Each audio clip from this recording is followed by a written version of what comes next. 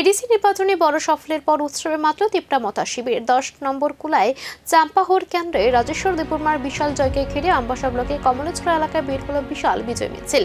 আবির পতাকার জয় ধুবুরিতে মুখর হয়ে উঠে গোটা এলাকা। মিছিলে উপস্থিত ছিলেন দলের স্থানীয় নেতৃত্ব সহ বহু কর্মী ও সমর্থক।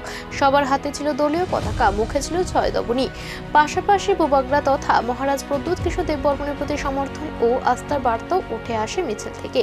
বিজয় মিছিলে অংশ নিয়ে ব্লক সভাপতি প্রেমলাল বলেন, বিজেপি সহ বিরোধী দলগুলি রাজেশ্বর দেববর্মাকে হারানোর চেষ্টা করলেও মানুষের ভালোবাসা এবং মহারাজের প্রতি বিশ্বাসের কাছে তারা পরাজিত হয়েছে। তিপ্রামথার নেতৃত্বের দাবি, এই জয় শুধু একটা আসনের জয় নয়, এটি জনজাতি এলাকার মানুষের আবেগ ও আস্থার প্রতিফলন।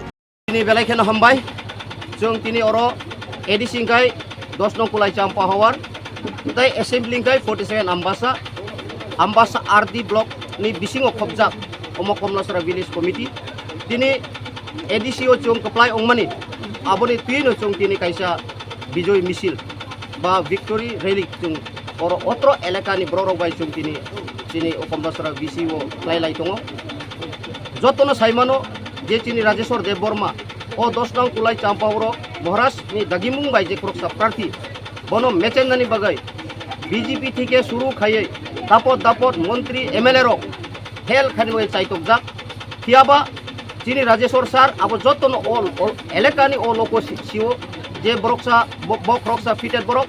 এখন বড় প্রশ্ন, কুলাই চাম্পাহাওরের এই জয়কে তিপ্রামথার রাজনৈতিক শক্তিকে আরও বাড়িয়ে দিল।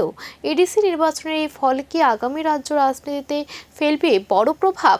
আর মহারাজের প্রতি এই আস্থাকে নতুন সমীকরণের ইঙ্গিত দিচ্ছে ত্রিপুরার রাজনীতিতে? সেদিকে এখন নজর রাজনৈতিক মহলের।